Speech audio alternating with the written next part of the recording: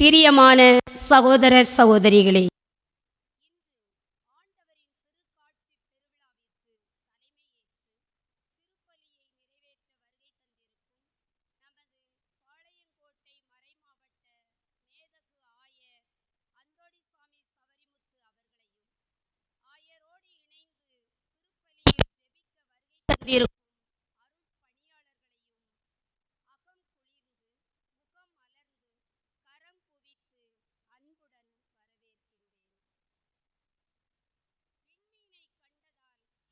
ஞானிகளும் தங்கள் ஏற்கனவே அவர்கள் இறைவனை நோக்கி தங்கள் பயணத்தை தொடங்கி இருந்ததால் விண்மீனை கண்டார்கள். ஆண்டவரின் திருமுகத்தை பார்த்து மகிழும் பேற்றினை பெற்றார்கள். புனித கிறிஸ்தோஸ்தம் சிந்தனையோடு இறை மக்களாகிய உங்கள் அனைவரையும் இனிதே வரவேற்கின்றேன். 2025 கிறிஸ்து பிறப்பின் மாபெரு யூபிலி ஆண்டில் அனைவரும் மகிழ்ச்சியோடு வாழ இறையாசி வேண்டுவோம். தொடக்க காலத்திலிருந்தே மக்கள் ஆண்டவரை காண வருகை தந்தனர். தேடல்கள் உள்ள உள்ளமே கடவுளை கண்டு மகிழும். அதனால்தான் 3 ஞானிகளின் உள்ளத்தின் ஆழத்திலும் இறை தேடலும் நற்சிந்தனைகளும் நிறைந்திருந்ததால் கடவுளும் அவர்களுக்கு உதவி புரிந்தார். 3 ஞானிகளும் பல கோடி மக்களின் மனங்களில் தங்களின் தாக்கங்களை உருவாக்கியிருக்கிறார்கள். இறைவன் தங்களுக்கு மட்டுமே சொந்தம் என்று உரிமை கொண்டாடி வந்த யூத குலத்தவர்க்கு இத்திருநாளும் இதில் பொதிந்திருக்கும் உண்மையும் அதிர்ச்சியை தந்திருக்கும். எனவேதான் ஏரோதும் கலக்கமுற்றார், துயரமடைந்தார். வானதூதர்கள் வழியாக, முட்புதர்கள் வழியாக தங்களுக்கு மட்டுமே தோன்றிய இறைவன் இன்று பிற இனத்தவருக்கும் தன்னை வெளிப்படுத்தியுள்ளார். இறைவன் அனைத்து மக்களுக்கும் பொதுவானவர். இறைவனை பங்கு போட்டு பிரித்து அதனால் மக்களையும் பிரிக்கும் பல எண்ணங்கள் தவறானவை என்பதை சுட்டிக்காட்டும் விழா இம்மாபெரும் விழா.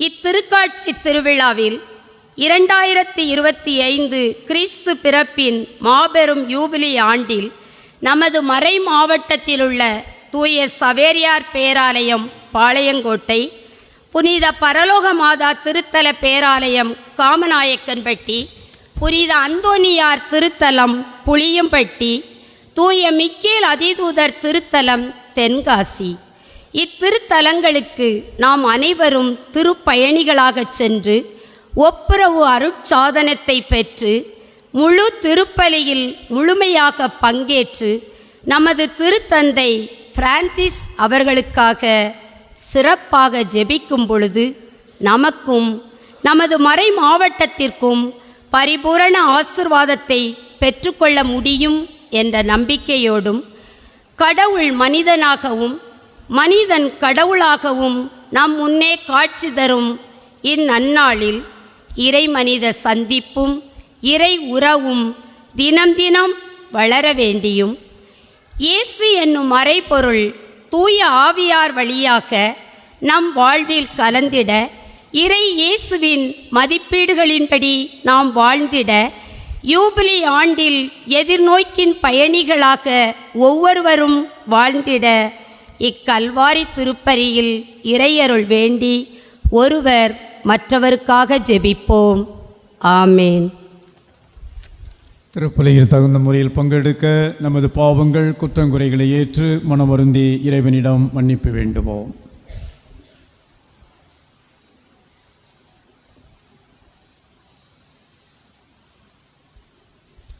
அன்புமிக்க சகோதர சகோதரிகளே, நம் திருமுழுக்கு நினைவாக நம்மீது தெளிக்கப்படும் தமது படைப்பாகை தண்ணீரை புனிதப்படுத்தி அருளுமாறு நம் கடவுளாகிய ஆண்டவரை கெஞ்சி மன்றாடுவோமாக. அவரே நமக்கு உதவி அளித்து நாம் பெற்றுக்கொண்ட தூய ஆவிக்கு உண்மையுள்ளவர்களாய் நிலைத்திருக்க அருள்வாராக.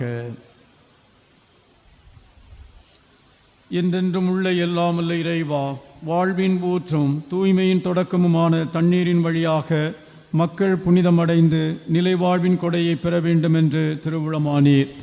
இத்தண்ணீரை புனிதப்படுத்தியருள உம்மை வேண்டுகிறோம். ஆண்டவரே, உமது நாளாகிய இன்று உமது அருள் காவலை பெற விரும்புகின்றோம். வாழ்வழிக்கும் உமது அருளின் ஊற்றினை எம்மில் புதுப்பித்தருளும். இத்தண்ணீரினால் எங்கள் உள்ளத்தையும் உடலையும் தீமை அனைத்திலும் இருந்தும் காத்தருள்வீராக. இவ்வாறு நாங்கள் தூய இதயத்துடன் உம்மை அணுகி வரவும் உமது மீட்பை பெற்றுக்கொள்ளவும் தகுதி பெற வேண்டுமென்று எங்கள் ஆண்டவராகிய கிறிஸ்து வழியாக உம்மை மன்றாடுகிறோம். எல்லாமல்ல இறைவா, தண்ணீர் வழம்பெற அதில் உப்பிட வேண்டுமென்று இறைவாக்கினர் எலிசா வழியாக கற்பித்தீர். உமது படைப்பு பொருளாகிய இந்த உப்பை பரிவிரக்கத்துடன் புனிதப்படுத்தியருள உம்மை தாழ்மையுடன் வேண்டுகின்றோம்.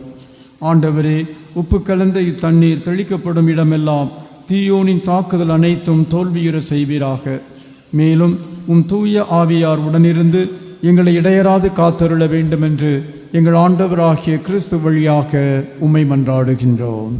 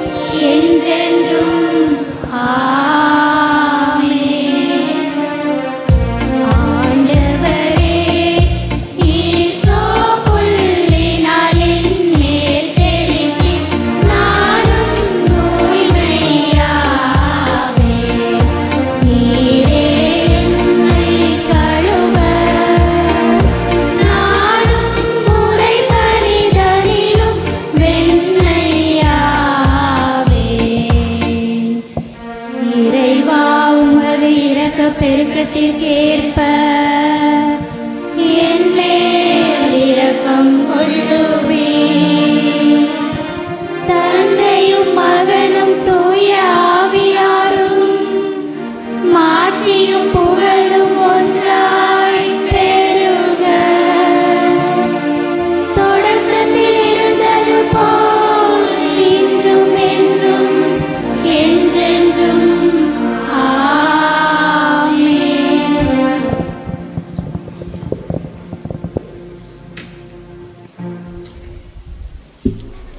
இல்லாமல் இறைவன் நம் பாவங்களிலிருந்து நம்மை தூய்மைப்படுத்துவாராக. இந்த நற்கருணை கொண்டாட்டத்தின் வழியாக நாம் அவர் தம்முடைய ஆட்சியின் விருந்தில் பங்கு கொள்ள நம்மை தகுதி பெற செய்வாராக.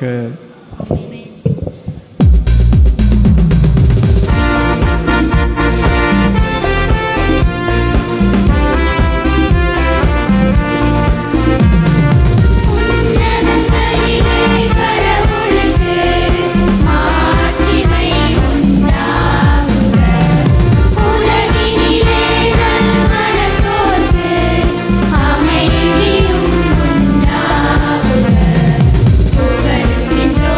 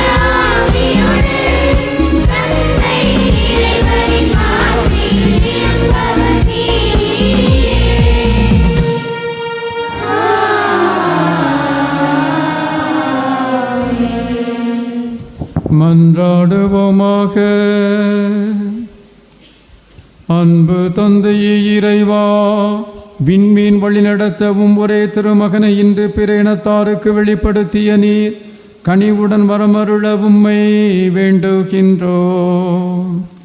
அதனால் உம்மை ஏற்கனவே நம்பிக்கையால் அறிந்துள்ள நாங்கள் உமது மாட்சியின் தோற்றத்தை கண்டுகளிக்கும் வரை என்றும் நாங்கள் வழிநடத்தப்படுவோமாக.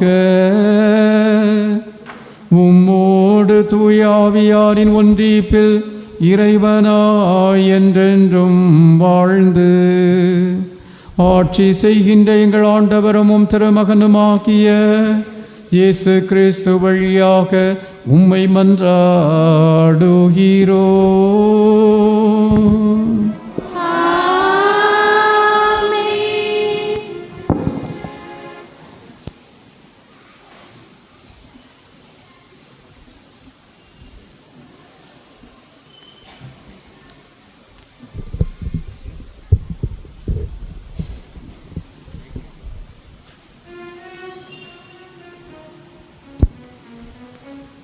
இன்றைய முதல் வாசகம் இறைவாக்கினர் எசாயா நூலிலிருந்து எடுக்கப்பட்டுள்ளது. 7 ஒளிவீசு, ஒளி தோன்றியுள்ளது என கூறும் வாசகத்திற்கு கவனமுடன் செவிமடுப்போம்.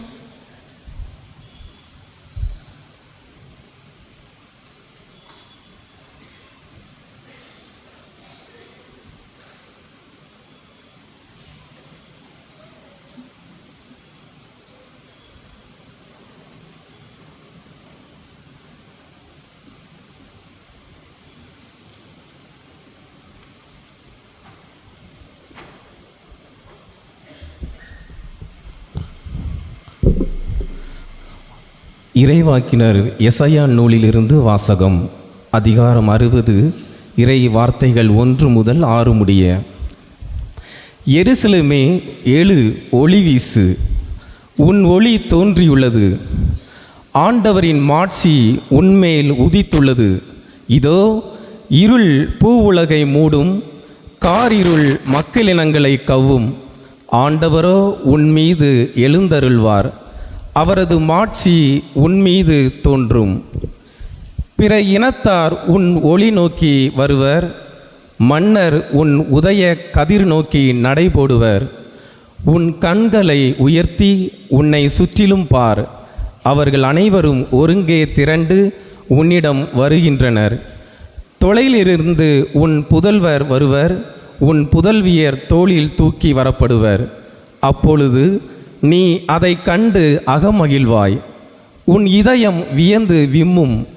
கடலின் திரள் செல்வம் உன்னிடம் கொணரப்படும், பிற இனத்தாரின் சொத்துக்கள் உன்னை வந்தடையும். ஒட்டகங்களின் பெருந்திரள் உன்னை நிரப்பும், மிதியான், ஏப்பாகு ஆகியவற்றின் இளம் ஒட்டகங்களும் வந்து சேரும்.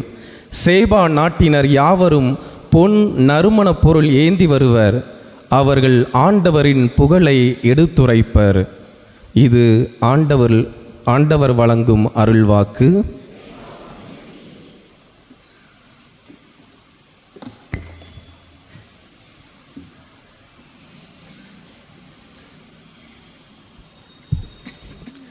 பதிலுரை பாடல். திருப்பாடல் 72. அனைவரும் பாட வேண்டிய பல்லவி. ஆண்டவரே, எல்லா இனத்தவரும் உமக்கு ஊழியம் செய்வார்கள். ஆண்டவரே, எல்லா இனத்தவரும் உமக்கு ஊழியம் செய்வார்கள்.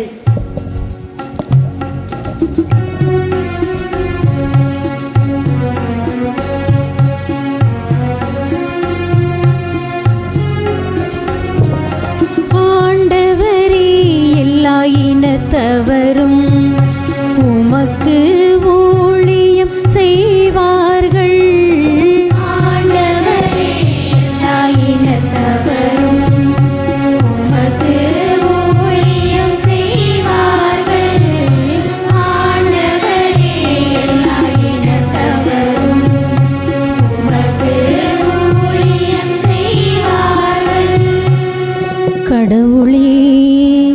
அரசருக்கு உமது நீதி தீர்ப்பை வழங்கும் ஆற்றலை அளித்தருளும். அரச மைந்தரிடம் உமது நீதி விளங்கச் செய்யும். அவர் உம் மக்களை நீதியோடு ஆழ்வாராக.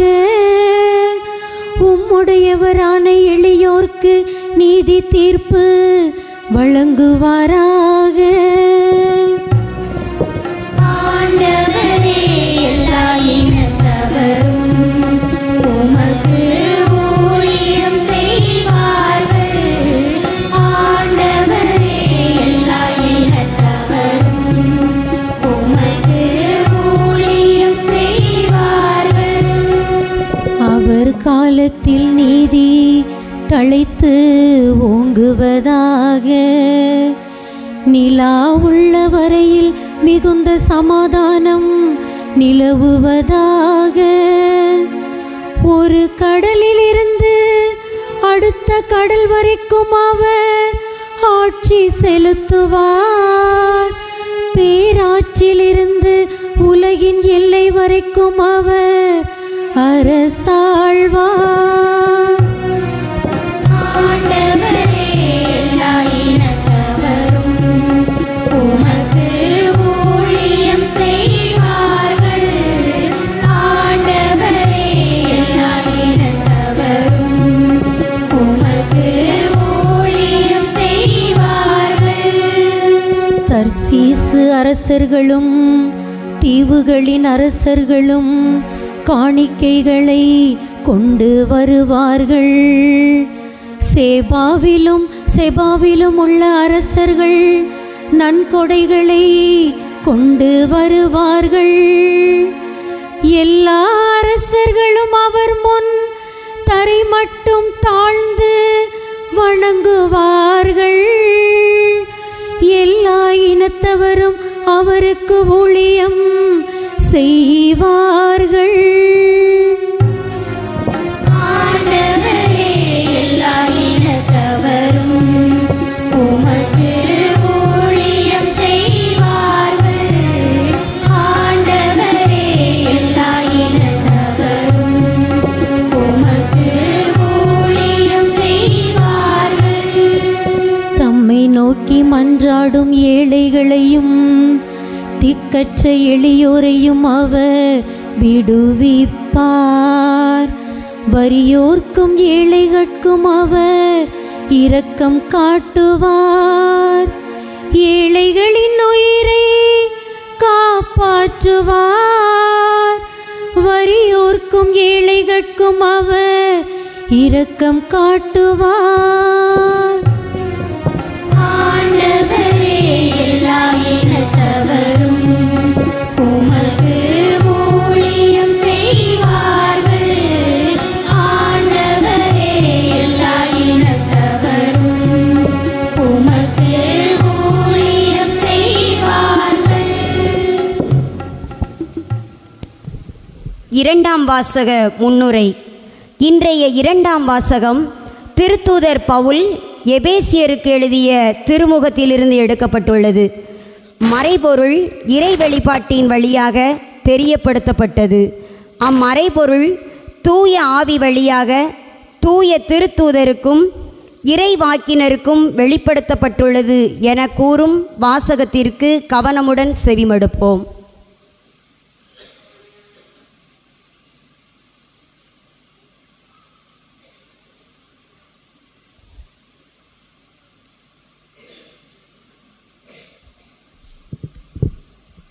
இரண்டாம் வாசகம். பிற இனத்தாரும் கிறிஸ்து இயேசுவின் மூலம் உடன் உரிமையாளர் என இப்போது வெளியாக்கப்பட்டுள்ளது. திருத்தூதர் பவுல் எபேசியருக்கு எழுதிய திருமுகத்திலிருந்து வாசகம். அதிகாரம் 3, இறை வசனங்கள் 2, 3 தொடர்ந்து 5, 6.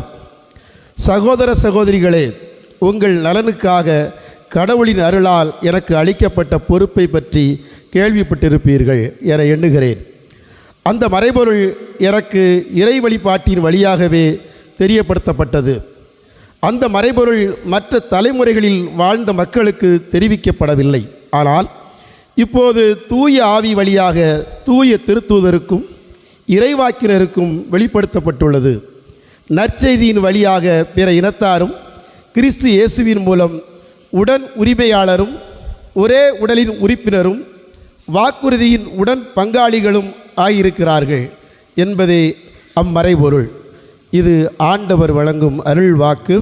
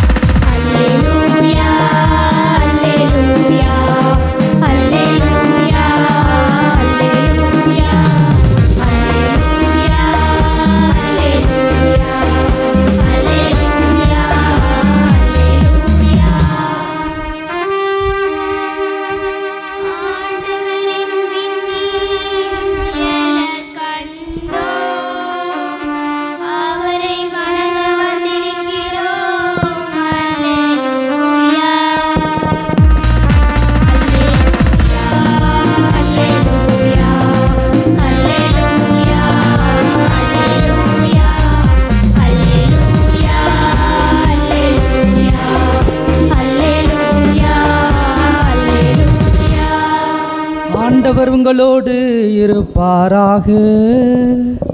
உம் ஆன்மாவோடும் இருப்பாராக. புனித மத்தேயு எழுதிய நற்செய்தியிலிருந்து வாசகம். ஆண்டவரே, மாட்சி உமக்கே.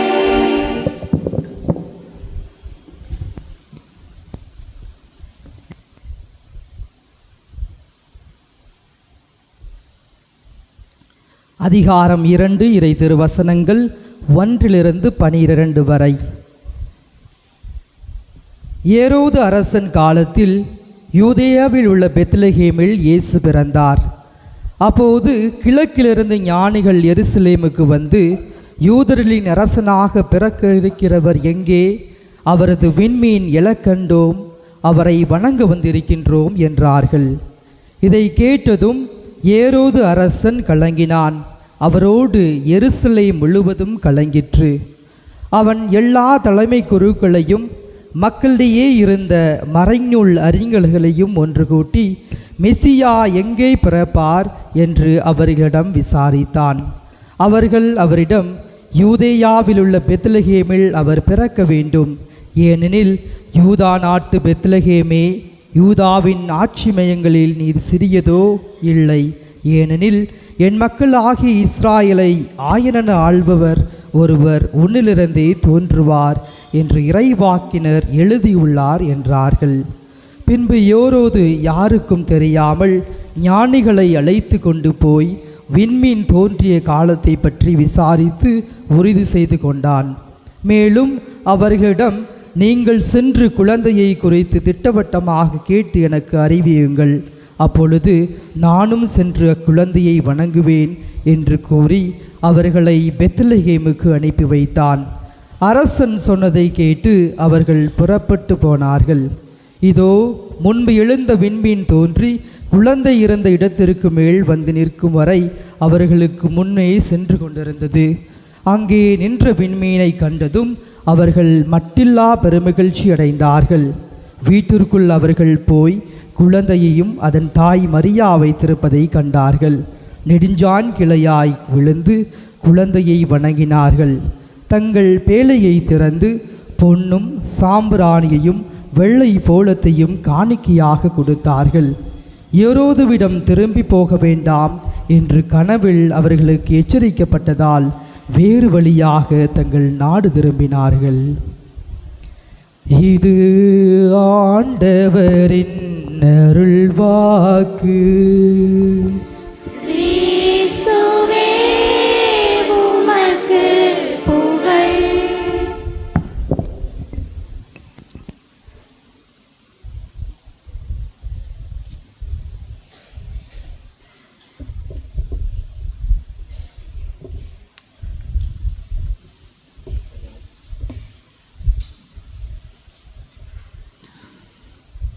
இறையேசுவில் அன்பார்ந்த சகோதர சகோதரிகளே, நாம் இன்று ஆண்டவருடைய திருக்காட்சி பெருவிழாவை மகிழ்வோடு கொண்டாடி கொண்டிருக்கின்றோம்.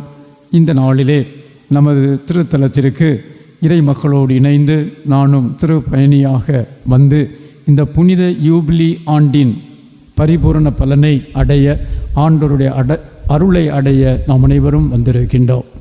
இந்த யூபிலி ஆண்டை பற்றி அதனுடைய முக்கியத்துவம் எப்படி கொண்டாடப்படுகிறது என்பதை நாம் பவனியின் ஆரம்பிப்பதற்கு முன்னதாகவே தந்தை பீட்டர் அவர்கள் அழகாக எடுத்து சொன்னார்கள். முன்னுரையில் சொல்லும் போதும் கூட அந்த அம்மா தெளிவாக சொன்னார்கள். நமது மறைமாவட்டத்திலே 4 திருத்தலங்கள், மறைமாவட்டத்தில் இருக்கின்ற திருத்தலங்களில் இந்த 4 திருத்தலங்களை தேர்ந்தெடுத்து நாம் இறையருளை நிறைவாக பெறுவதற்கு இதை நாம் கொடுத்திருக்கிறோம், இதை நாம் பயன்படுத்த வேண்டும் என்று அறிவித்தார்கள். இந்த பின்னணியில் பார்க்கின்ற போது இந்த யூபிலி ஆண்டை நாம் கொண்டாடுகின்றோம். இந்த யூபிலி ஆண்டினுடைய நோக்கம் எது என்றால், ஆண்டவரோடு நாம் இணைய வேண்டும், ஆண்டவரோடு உறவு கொள்ள வேண்டும். அந்த ஆண்டவரோடு கொண்டிருக்கின்ற உறவை நம் சகோதர சகோதரிகள் மத்தியிலே வாழுகின்ற வாழ்வின் வழியாக அதை உறுதிப்படுத்த வேண்டும் என்பதுதான் இந்த யூபிலி ஆண்டின் நோக்கமாக இருக்கின்றது. ஆண்டவரோடு உறவு கொள்ள வேண்டுமென்றால் நாம் பாவங்களிலிருந்து விடுதலை பெற வேண்டும். பாவத்திலிருந்து விடுதலை பெற்று நாம் ஆண்டவரை நெருங்கி செல்ல வேண்டும். ஏனெனில் ஆண்டவர் புனிதம் நிறைந்தவராக இருக்கின்றார். புனிதம் நிறைந்த ஒரு இடத்துக்குள் பாவத்தோடு செல்ல முடியாது. பாவம் என்பது ஒரு தடையாக இருக்கின்றது. எனவே பாவத்திலிருந்து விடுதலை பெற்று அந்த புனிதத்துக்குள் செல்லும்போது நாம் கடவுளுடைய அருளை பெறுகின்ற மக்களாக, உறவு கொள்ளுகின்ற மக்களாக நாம் மாறுகின்றோம். இந்த பின்னணியில் இந்த யூபிலி கொண்டாட்டம் என்பது வெறும் வெளிவேட கொண்டாட்டமாக, சமூக கொண்டாட்டமாக அமைந்து விடாது. நாம் நம்முடைய தனிப்பட்ட வாழ்வை தொடக்கூடிய ஒன்றாக, தனிப்பட்ட வாழ்வை பாதிக்கக்கூடிய ஒன்றாக இருக்க வேண்டும். அப்படி என்றால் நாம் செய்கின்ற ஒவ்வொரு செயல்களும் நமது வாழ்வை மையப்படுத்தி, எண்ணத்தை மையப்படுத்தி நமது வாழ்வுக்கு ஒரு மாற்றம் கொடுக்கக்கூடிய ஒன்றாக இருக்க வேண்டும். இந்த பின்னணியில்தான் நாம் முன்னுரையிலும் ஆரம்பத்திலும் கேட்டோம், முன்னுரையிலும் கேட்டோம், பரிபூரண பலனை நாம் அடைகிறோம் என்று. இந்த பரிபூரண பலன் என்பது வெறும் மேஜிக் அல்ல, சும்மா செஞ்சால் எதா பண்ணால் வந்துடும் என்பதல்ல. மாறாக உண்மையாக பாவத்திற்காக மனம் வருந்துவது, கடவுளிடம் ஜெபிப்பது, இறை அருளை முழுமையாக பெறுவது என்று அதை பெறும்போது தான் நாம் நமது பாவத்திலிருந்து விடுதலை பெறுகின்ற மக்களாக நாம் மாறுகின்றோம். இந்த பின்னணியில் இந்த ஆண்டு முழுவதும் நாம் இந்த இறையருளை பெற வேண்டும் என்று திரு அவை நமக்கு அழைப்பு விடுக்கின்றது. இந்த ஆண்டை, யூபிலி ஆண்டினுடைய நோக்கமாக நமது திருத்தந்தை பிரான்சிஸ் அவர்கள் கொடுத்திருப்பது எதிர்நோக்கின் திரு பயணிகள், த பில்கிரிம்ஸ் ஆஃப் ஹோப், எதிர்நோக்கின் திரு பயணிகள் என்ற கருத்தோடு நமக்கு கொடுக்கப்பட்டிருக்கின்றது.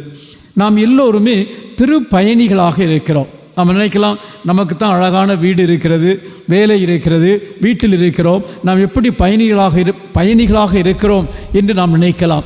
ஆனால் கிறிஸ்துவ வாழ்வை பற்றி பேசும்போது 2ஆம் வத்திக்கான் சங்கம் லூமன் ஜென்சியும் என்ற திரு அவை பற்றிய ஏட்டிலே பேசும்போது 7ஆம் அதிகாரத்தில் தெளிவாக சொல்லுகிறது, திருமுழுக்கு பெற்றிருக்கின்ற ஒவ்வொருவரும் திரு பயணிகளாக இருக்கிறோம். நாம் ஏதோ ஒன்றை நோக்கி பயணித்து கொண்டு இருக்கிறோம். எதை நோக்கி பயணித்து கொண்டிருக்கிறோம் என்று பார்ப்போமே என்றால், பவுல் அடிகளார் பிலிப்பியருக்கு எழுதிய திருமுகத்தில் சொல்லுவார், நமக்கு விண்ணகமே தாய்நாடு என்று சொல்லுவார். அப்படி என்றால் விண்ணகத்தை நோக்கியதாக, விண்ணகம் என்பது என்ன? தந்தையோடு உறவு கொள்ளுகின்ற, தந்தையோடு வாழுகின்ற வாழ்வாக இருக்கின்றது. அந்த தந்தையோடு கொள்கின்ற வாழ்வுதான் நமக்கு நிறைவாக இருக்கிறது என்றால், அந்த வாழ்வை நோக்கி பயணம் செய்கின்ற மக்களாக நாம் இருக்கின்றோம். அப்படி என்றால் நமது பார்வை அந்த விண்ணக வாழ்வை, அந்த ஆண்டோரோடு கொண்டிருக்கின்ற நிலையான உறவை பற்றி கொள்ளக்கூடிய ஒன்றாக இருக்க வேண்டும். அப்படி என்றால் நாம் திரு பயணிகளாக இருக்கிறோம் என்று சொல்லுகின்ற போது, நாம் வாழுகின்ற வாழ்வு ஒரு மாயையா என்றால் இல்லை, வாழுகின்ற வாழ்வு உண்மையானது. இந்த வாழுகின்ற வாழ்வின் வழியாகத்தான் நாம் நிறைவாழ்வை அடைய இருக்கிறோம் என்று சொல்லுகின்ற போது, அந்த நிறைவாழ்வை பெற்றுக் கொடுக்கக்கூடிய ஒன்றாக அமைவது நாம் இன்று வாழுகின்ற இந்த வாழ்வு. எனவேதான் இந்த வாழ்விலே நாம் எதிர்நோக்கு உடைய மக்களாக நாம் இருக்க வேண்டும், இறை அருளை பெறுகின்ற மக்களாக நாம் இருக்க வேண்டும் என்று திரு அவை நமக்கு அழைப்பு விடுக்கின்றது.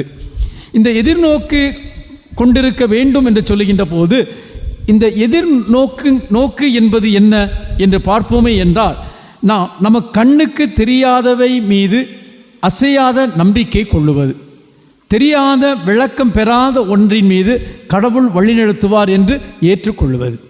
எல்லாம் தெளிவாக பிளாக் அண்ட் ஒயிட்டாக பேப்பரில் எழுதி கொடுத்து இதுதான் இப்படித்தான் அப்படித்தான் என்றால் அங்கு எதிர்நோக்கு தேவையில்லை. எதிர்நோக்கு என்பது எங்கு இருக்கிறது என்றால், கடவுளை மையப்படுத்தி ஒரு செயலை செய்யும்போது அது எப்படி வரும் என்று நமக்கு தெளிவு இல்லாமல் இருக்கலாம், ஆனால் வெற்றி நமக்கு கிடைக்கும், கடவுள் நம்மை கைவிட மாட்டார் என்று ஏற்றுக்கொள்வதில் தான் இந்த எதிர்நோக்கு அமைகின்றது. இந்த கடவுள் மீது கொண்டிருக்கின்ற இந்த எதிர்நோக்கு எங்கு ஆரம்பிக்கிறது என்று பார்ப்போமே என்றால், நமது வாழ்விலே முதலாக நாம் பெறுகின்ற திருமுழுக்கின் வழியாக இந்த எதிர்நோக்கின் வாழ்வில் நாம் அடியெடுத்து வைக்கிறோம். திருமுழுக்கின் வழியாக கடவுளுடைய பிள்ளைகளாக மாறுகிறோம். பாவங்களெல்லாம் கழுவப்பட்டு கடவுளுடைய பிள்ளைகளாக நாம் மாறும்போது கடவுள் தந்தையாக இருக்கிறார், கடவுள் என்னை கைவிட மாட்டார், கடவுள் என்னை முழுவதுமாக வழி நடத்துவார், நான் கடவுளுடைய பிள்ளை என்ற உணர்வை அது கொடுக்கின்றது. மீண்டும் அதை உறுதிப்படுத்துவது எது? நம்முடைய வாழ்க்கையில் நாம் பெறுகின்ற அந்த உறுதி பூசுதல் என்ற அருள் அடையாளம். இந்த உறுதி பூசுதல் என்ற அருள் அடையாளத்தின் வழியாக தூய ஆவியானவருடைய கொடையை பெற்று அதில் உறுதியடைந்து மீண்டும் அந்த கடவுளுடைய எதிர்பார்ப்புக்கு ஏற்ப அவருடைய பிள்ளைகளாக நாம் வாழ்வதற்கு நாம் அழைக்கப்படுகின்றோம், அதிலே நாம் நிலைத்து நிற்கின்றோம். அப்படி என்றால் இந்த இறைவனோடு கொண்டிருக்கின்ற உறவு நம்முடைய அன்றாட வாழ்வில் எடுத்து பார்ப்போமே என்றால் அவ்வளவு எளிதாக இருக்கிறதா? நம்முடைய வாழ்விலே ஏகப்பட்ட சவால்கள், ஏகப்பட்ட பிரச்சனைகள், அது நம்பிக்கைக்கு எதிரான சோதனை, கடவுளுடைய பக்திக்கு எதிரான சோதனை. இந்த சோதனை பல நிலைகளில் வரலாம். நம்முடைய வீட்டில் நடக்கின்ற சில செயல்பாடுகள் நமக்கு ஒரு குறையை தரலாம். நான் கடவுளை அன்பு செய்கிறேன், நான் கோயிலுக்கு போகிறது தவறினதே கிடையாது, இப்படி இருக்கும்போது எனக்கு ஏன் இந்த குறை, எனக்கு ஏன் இந்த நோய், எனக்கு ஏன் இந்த பிரச்சனை என்று ஒருவேளை நம்மளது மனங்களை கலங்க வைக்கலாம். இதை நான் கடவுள் பிள்ளையாக இருக்கின்றன, கடவுளே உமக்கு நான் என்ன குறை வைத்தேன், நீர் எனக்கு ஏன் இந்த சிலுவையை தருகிறீர் என்ற ஒரு எண்ணமாக நம்ம நம்பிக்கையினுடைய ஒரு சோதனையாக இது அமையலாம். சில வேளைகளில் பிறரால் நம்முடைய நம்பிக்கை வாழ்வு குழப்பப்படலாம். நீங்கள் கொண்டிருப்பது உண்மையான நம்பிக்கை அல்ல, விவிலியம் ஒழுங்காக நீங்கள் வாசிக்கவில்லை, அப்படி என்று இப்படி என்று பலரும் நம்முடைய மனங்களை குழப்பலாம். இப்படிப்பட்ட சூழ்நிலைகளுக்கு மத்தியில் நமது நம்பிக்கையில் நிலைத்து நிற்க வேண்டும் என்றால் கடவுள் மீது நமது பார்வையை பதிக்க வேண்டும். இந்த சோதனைகள் அது நம்பிக்கை சம்பந்தமான பிரச்சனையாக இருக்கலாம், பொருளாதார பிரச்சனையாக இருக்கலாம், உடல் நோய் சம்பந்தமான பிரச்சனையாக இருக்கலாம், வேலைவாய்ப்பு பிரச்சனையாக இருக்கலாம், அல்லது வாழ்க்கையில் வருகின்ற அன்றாட வாழ்க்கையில் நடக்கின்ற ஒரு தவறான புரிதல்களாக இருக்கலாம், பிறரால் காட்டி கொடுக்கப்படுகின்ற நிலையில் இருக்கலாம். இப்படிப்பட்ட பிரச்சனை நிறைந்த சவால்களுக்கு மத்தியில் நாம் எப்படி கடவுளுடைய அன்பை காண முடியும் என்று சொல்லுகின்ற போது அங்குதான் பவுலடிகளார் சொல்லுகின்றார். ரோமையருக்கு எழுதிய திருமுகம் 5ஆம் அதிகாரம் 5வது வசனத்தில் சொல்லுகிறார், எதிர்நோக்கு ஏமாற்றம் தராது, எதிர்நோக்கு ஏமாற்றம் தராது. ஸ்பெஸ் நோன் கொன்ஃபுந்தித், faith hope will not disappoint என்று அழகாக சொல்லுகின்றார். எதிர்நோக்கு ஏமாற்றம் தராது என்று சொல்லுகின்ற போது இந்த பிரச்சனைகளுக்கு மத்தியில் நமது பார்வையை கடவுளிடம் நாம் பதிக்கின்ற போது கடவுள் நமக்கு அந்த எதிர்நோக்கை கொடுப்பவராக நிறைவேற்றுபவராக இருக்கின்றார். எடுத்துக்கொள்வோமே என்றால் ஆபிரகாமை கடவுள் அழைத்த போது என்ன சொல்லுகின்றார்? உனது ஊரை விட்டு இங்கு வா என்று சொல்லுகின்றார். வருகிறார். எதை நம்பி வருகிறார்? ஆண்டவர் வாக்கு கொடுத்திருக்கிறார், அவர் தவற மாட்டார் என்று சொல்லி வருகின்றார். ஆனால் அவருக்கு வந்த சோதனைகள் அவ்வளவு எளிதாக இருக்கவில்லை. உனக்கு நான் குழந்தை பேரை தருவேன் என்று சொல்லுகின்றார். இவருக்கு 95 வயதாகிவிட்டது, குழந்தை இல்லை. அவருடைய மனைவி 85-90 வயதை தாண்டிவிட்டார், குழந்தை இல்லை. ஆனால் உனக்கு குழந்தை தருவேன் என்று ஆண்டவர் மீண்டும் மீண்டும் சொல்லுகிறார். அப்படி என்றால் இவர் சொல்லுகிறார், ஆண்டவரே நான் உம்மை நம்புகிறேன், ஆனால் குழந்தை எனக்கு நமக்கு கிடையாது. ஏன் இல்லாததெல்லாம் தருவேன் சொல்லிக்கிட்டு இருக்கீங்க? இந்த வயசு நான் குழந்தையா பெற போகிறேன், என் மனைவி குழந்தை பெறக்கூடிய நிலையில இருக்கா, இதெல்லாம் இதுக்கு ஏன் திரும்ப சொல்கிறீங்க என்று சொல்லுகின்ற போது ஆண்டவர் சொல்கிறார், இல்லை, நீ குழந்தையை பெற்றெடுப்பாய், முன் வழியாக ஒரு இனத்தை உருவாக்குவேன் அப்படின்னு சொல்கிறார். அது நடந்ததையும் பார்க்குறோம். அந்த குழந்தை வளருது. அந்த குழந்தையை தூக்கிட்டு கொண்டு போய் 12 வயசு 15 வயசு ஆன பிறகு பலியிடுன்னு சொல்கிறார். அந்த குழந்தையை வெட்டிடு அப்படிங்கிறார். நம்ம என்ன பண்ணியிருப்போம்? இது கடவுளுக்கு அறிவு இருக்கா? எனக்கு இருக்கிறதே ஒரே பிள்ளை, இந்த பிள்ளையும் வெட்டிட்டா அடுத்து யார்? என் குடும்பம் எப்படி போகிறது? என்னுடைய தலைமுறை எப்படி நிலைத்து நிற்பது? உன் வழியாக ஒரு மனித இனத்தையே உருவாக்குன்னு சொல்கிறாரு. எப்படி இது பண்ணுறது? எப்படி நம்ம அழகாக சயின்டிஃபிக்காக நல்லா யோசிச்சிருப்போம். ஆனால் அவர் கடவுள் மீது கொண்டிருக்கின்ற நம்பிக்கை, நாம் கொண்டிருக்கின்ற எதிர்நோக்கின் வழியாக ஏமாற்றம் தராது என்று அதையும் செய்ய செல்லுகின்றார். செய்யும்போது என்ன நடந்தது என்றும் நமக்கு தெரியும். இதுதான் எதிர்நோக்கினுடைய ஒரு வாழ்வாக இருக்கின்றது. அதாவது எல்லாம் தெளிவாக இப்படி அப்படி என்று அல்ல, கடவுள் மீது பாரத்தை போட்டுக்கொண்டு நாம் கடவுள் மீது எதிர்நோக்கு உள்ள மக்களாக நாம் தொடர்ந்து செல்ல வேண்டும், பயணிக்க வேண்டும். கடவுள் நம் மீது அன்பு உள்ளவராக இருக்கின்றார், அக்கறை உள்ளவராக இருக்கின்றார், ஆர்வம் உடையவராக இருக்கின்றார். அப்படி என்றால் இந்த ஆண்டவரை பற்றி நாம் தெரிந்து கொண்டால்தான் இந்த எதிர்நோக்கு நம்முடைய வாழ்வில் செயல்படக்கூடிய ஒன்றாக இருக்கும். இந்த ஆண்டவர் யார்? அதை நாம் பார்க்கின்ற போது இன்று நாம் விழா கொண்டாடுகின்றோமே திருக்காட்சி விழா என்று. இந்த திருக்காட்சி விழாவில் என்ன பார்க்கிறோம்? 3 அரசர்கள் அல்லது 3 ஞானிகளுக்கு ஆண்டவர் தனது பிறப்பை வெளிப்படுத்துகின்றார். எப்படி வெளிப்படுத்துகின்றார்? அந்த வான் நட்சத்திரங்கள் வழியாக 3 வெவ்வேறு இடங்களில் இருக்கின்றார்கள். அதை பின்பற்றி வருகிறார்கள். ஒரு இடத்திலே சந்தித்த பிறகு 3 பேரும் இணைந்து பயணிக்கின்றார்கள். ஆனால் கடவுள் தனது பிறப்பை இவர்களுக்கு வெளிப்படுத்தியதை நாம் பார்க்கிறோம். இயேசு பிறந்த பிறப்பை கிறிஸ்மஸ் அன்று கொண்டாடினோம். அந்த குடிலில் பாருங்கள், ரொம்ப அழகாக இருக்கலாம். ஆனால் அந்த குடிலினுடைய முக்கியத்துவம் என்ன? ஏழ்மை, வறுமை, மாட்டுக்கொட்டில். இப்போ அழகழகாக நம்ம அன்றைக்கி ஒரு ஊருக்கு போயிருந்தேன், தூத்துக்குடி மறை மாவட்டத்தில் அந்த மெயின் ரோட்டில் ஒரு ஊரில் வச்சுருக்காங்க. கேட்டது சொன்னாங்க, 12 லட்சத்துக்கு அந்த குடில் கட்டினாங்களாம். ஆமாம், 12 லட்சம். இவ்வளோ அழகாக நம்ம இப்படிலாம் செய்கிறோம். ஆனால் அந்த குடில் இது என்னது? வறுமை, இடம் இல்லாமை, அது தாழ்ச்சி, ஒன்றும் இல்லாமை. ஆனால் இந்த ஒன்றும் இல்லாமல் பிறக்கின்ற இந்த குழந்தை சும்மா அப்படியே இருக்கலை. பிறந்திருப்பதை பிறருக்கு பல வழிகளில் காட்டுவதை பார்க்கிறோம். எல்லாம் ஒரே வழியில் காட்டவில்லை, பல வழியில் காட்டு. பிறந்த உடனே அந்த காட்டுவதற்கு பலவிதமான நிகழ்வுகளை, பலவிதமான ஆட்களை அந்த குழந்தை பயன்படுத்துகின்றது. நான் தான் கிறிஸ்து, நான் பிறந்து விட்டேன் என்று அந்த குழந்தை சொல்லலை. ஆனால் பிறந்து விட்டார் என்பதை மற்ற நபர்களை பயன்படுத்தி அது சொல்லிக் கொண்டிருப்பதை பார்க்கிறோம். பிறந்த உடனே நடக்குது, அந்த இளையர்களுக்கு வானதூதர் வழியாக அது செய்தி அறிவிக்கப்படுகிறது. அடுத்து அந்த குழந்தையை கோயிலுக்கு தூக்கிட்டு வரும்போது சிமியோன் அண்ணாவுக்கு தூய ஆவியின் தூண்டுதலால் அது வெளிப்படுத்தப்படுகிறது. அந்த எருசலேம் ஆலயத்தில் எத்தனை குழந்தைகள் கோயிலில் காணிக்கா கொண்டு வந்திருப்பாங்க, எத்தனை ஆண் குழந்தைகளை கொண்டு வந்திருப்பாங்க, எத்தனையோ குழந்தைகள் வருது. அந்த குழந்தையின் மத்தியிலும் இதுதான் மீட்பர் என்று அந்த சிமியோன் அந்த குழந்தையை கையில் ஏந்தி சொல்லுவதற்கு இந்த தூய ஆவியானவருடைய வெளிப்பாட்டால் உணர்ந்ததை நாம் பார்க்கின்றோம். அப்படி என்றால் அந்த ஏவுதலின் வழியாக, தூண்டுதலின் வழியாக அது ஆண்டவரை சுட்டி காட்டி நம்முடைய மத்தியில் இருக்கிறார் என்று சொல்ல வைக்கிறது. இன்று நாம் பார்த்தோமே என்றால் இந்த 3 ஞானிகளுக்கு அந்த விண்மீன் வழியாக வெளிப்படுத்துகின்றது.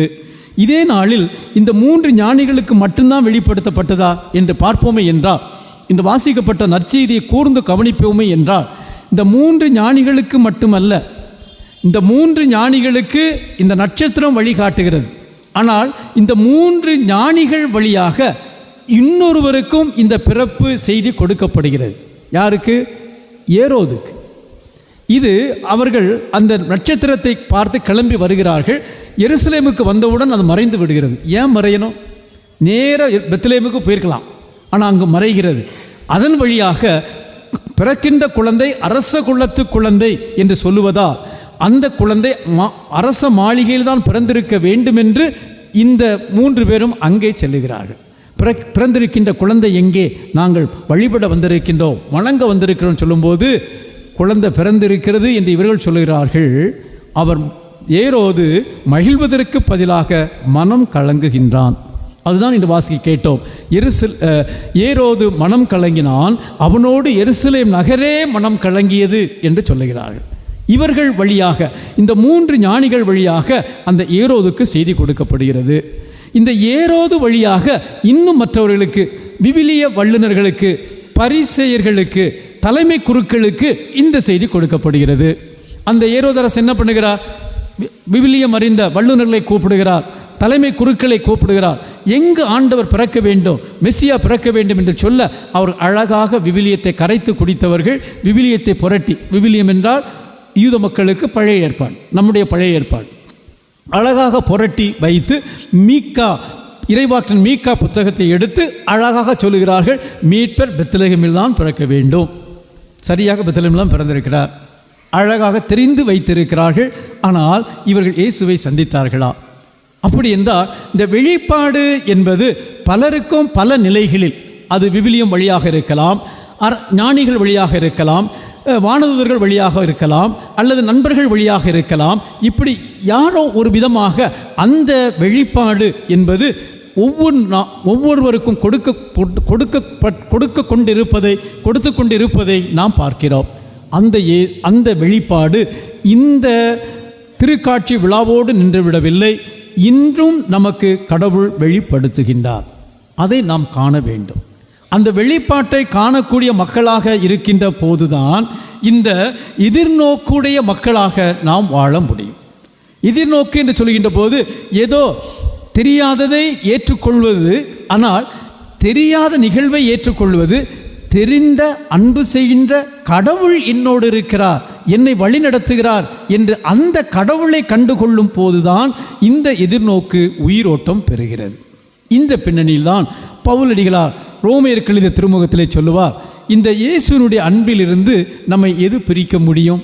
ரோமையருக்கு எழுதிய திருமுகம் 8ஆம் அதிகாரம் 35 மற்றும் 37, 39 வசனத்தில் சொல்லுவார், கிறிஸ்துவின் அன்பிலிருந்து நம்மை பிரிக்கக்கூடியது எது? வேதனையா, நெருக்கடியா, இன்னலா, பட்டினியா, ஆடையின்மையா, இடரா, சவாலா? எதுதான் நம்மை இயேசுவிடமிருந்து பிரிக்க முடியும் என்று அழகாக கேட்கின்றார். நாம் சந்திக்கின்ற துன்பங்கள், நாம் சந்திக்கின்ற பிரச்சனைகள், நாம் அன்றாட வாழ்வில் பார்க்கின்ற சவால்கள், இது இயேசுவின் அன்பிலிருந்து பிரித்துவிட முடியாது. இது வாழ்வின் இறுதி முடிவாக இருந்துவிட முடியாது. இதை எதிர்த்து போராடும் போது இது நமக்கு ஒரு அனுபவமாக மாறுகிறது, உறுதிப்படுத்த வைக்கிறது, ஒரு நம்பிக்கைக்கு ஆழத்திற்கு எடுத்து செல்கிறது, இறுதியில் வெற்றியையும் கொடுக்கிறது. அங்குதான் நாம் பார்க்கிறோம், இந்த கடவுளுடைய அன்பை நாம் உற்று நோக்கின்ற போது, இந்த எதிர்நோக்கு கொண்டு வாழும்போது அது நமக்கு வெற்றியை கொடுக்கின்றது. நமது திருத்தலம் புனித மிக்கேல் அதிதூதருடைய திருத்தலமாக இருக்கின்றது. புனித மிக்கேல் அதிதூதரை நாம் தேடி வருகின்றோம். மிக்கேல் அதிதூதரை என்ன சொல்லுகிறார்? கடவுளுக்கு நிகர் யார்?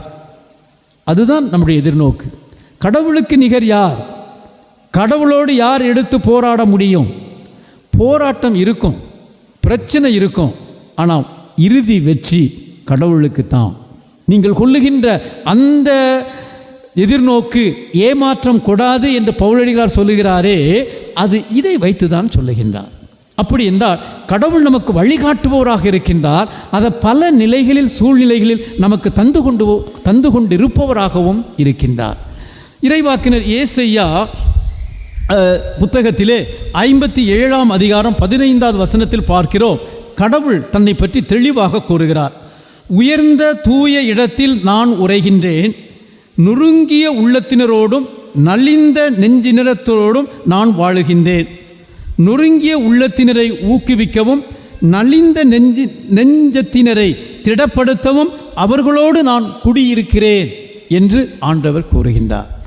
அப்படி என்றால் நான் தூய இடத்தில் உரைகிறேன், நான் தூய புனிதமான இடத்தில், புனிதத்துவம் நிறைந்த புனிதத்துவத்தில் உரைகிறேன். ஆனால் அதே வேளையிலே நொறுங்கிய உள்ளத்தோடு வாழுகின்ற, நலிந்த நெஞ்சத்தோடு வாழுகின்ற மக்களுடைய மத்தியில் வாழ்ந்து அவர்களை உறுதிப்படுத்தி அவர்களை அதிலிருந்து வெளிவர வைத்து புனிதத்துவத்தில் வளர வைத்து என்னோடு இணைக்கிறேன் என்று சொல்லுகின்றார். ஆம், அந்த கடவுளுடைய பிள்ளைகளாக நாம் இருக்கின்றோம். இந்த யூபிலி ஆண்டிலே நாம் எடுக்கின்ற ஒவ்வொன்றும் இந்த நம்பிக்கையை நமக்கு ஆழப்படுத்தி அந்த நம்பிக்கையை வளர்ப்பதற்கு எதிர்நோக்கு உள்ள மக்களாக நாம் வாழும்போது கடவுளுடைய அருளை நாம் நிறைவாக பெற்றுக்கொள்ள முடியும். எனவே என் அன்பு மக்களே, இந்த யூபிலி ஆண்டின் ஆரம்பித்த முதல் வாரத்திலேயே நாம் இந்த கொண்டாட்டத்தை கொண்டாடி கொண்டிருக்கின்றோம். இந்த ஆண்டு முழுவதும் நாம் எடுக்கின்ற ஒவ்வொரு செயல்பாடுகளும் ஆண்டவரை நோக்கி நம்மை செல்ல வைக்கட்டும்.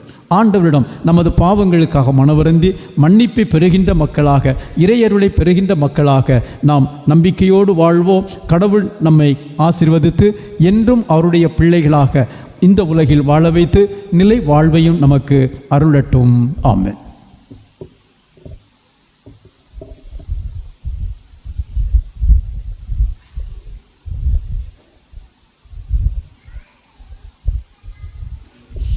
அனைவரும் எழுந்து நின்று நமது நம்பிக்கையை அறிக்கையிடுவோம்.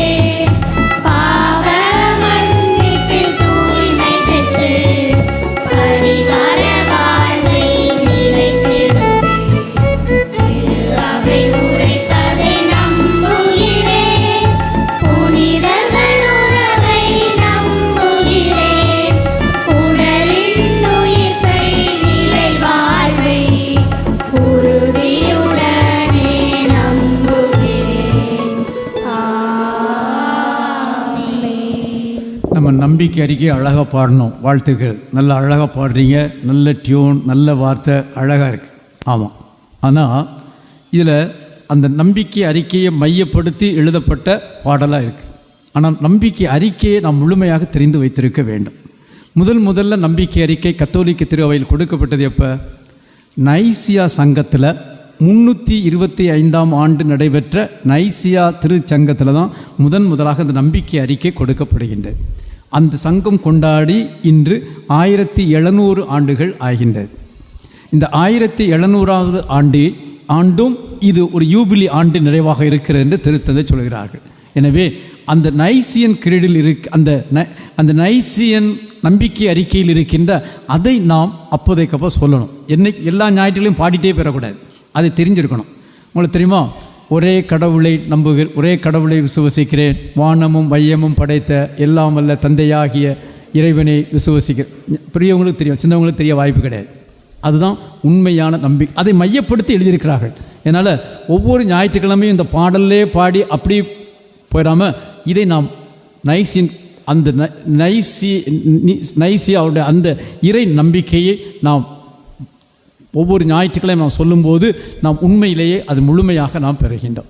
நம்ம திருப்பலி புஸ்தகத்தை எடுத்து பார்த்தோம்னா இன்னொன்று இருக்கும். ஒன்று நைசியன் கிரீடு, இன்னொன்று வந்து அப்போஸ்தலர் கிரீடு, அதாவது திருத்தூதர்கள் நம்பிக்கை. அது ரொம்ப சின்னதாக முடியும். நீங்கள் ஜெபமாலை சொல்லுவீங்கன்னா ஜெபமாலைக்கு முன்னாடி நம்பிக்கை இருக்க சொல்லுவீங்கள்ல, சொல்லுவீங்களா சொல்ல மாட்டீங்களா? ஜெபமாலை சொல்கிற வழக்கம் உண்டா? சொல்லுவீங்களா? ஆமாம். அதில் வந்து அந்த நம்பிக்கை அறிக்கை வந்து அது வந்து நம்ம திருத்தூதர்கள் அப்போஸ்தலிக் கிரீடு மாதிரி சொல்லிடுவோம். ஆனால் நைசியன் கிரீடு கொஞ்சம் பெருசாக வரும், அதை நம்ம தெரிஞ்சு வச்சுக்கணும். அதனால் ஒவ்வொரு ஞாயிற்றுக்கிழமையும் நம்ம இதில் பாடிடாமல் அதையும் நம்ம உள்வாங்கி அதை ஜெபிப்போம்.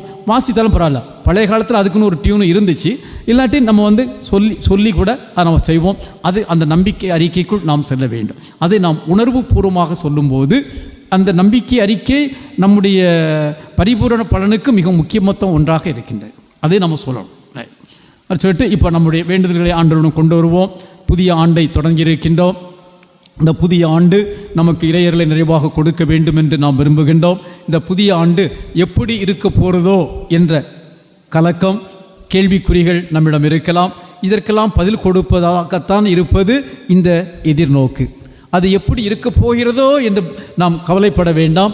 அதை எப்படி இருக்க வேண்டும் என்பதை கடவுளிடம் ஒப்புவித்துவிட்டு கடவுளிடம் வேண்டி சொல்லும்போது நாம் எதிர்பார்க்கின்ற அனைத்து அருளையும் செயல்களையும் நிறைவேற்றுவராக இருக்கின்றார். அந்த ஆண்டவரில் நம்பிக்கை வைத்து இப்போது நமது வேண்டுதல்களை ஆண்டவரிடம் எடுத்து வருவோம்.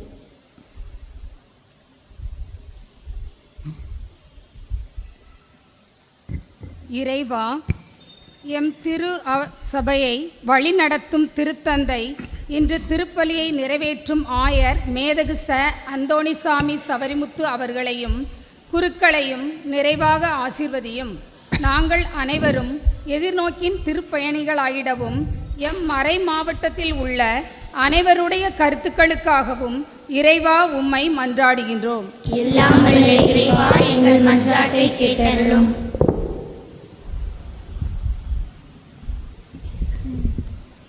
அன்பின் இறைவா, எம் நாட்டை ஆளும் நாட்டுத் தலைவர்கள் அனைவருக்காகவும் வேண்டுகிறோம்.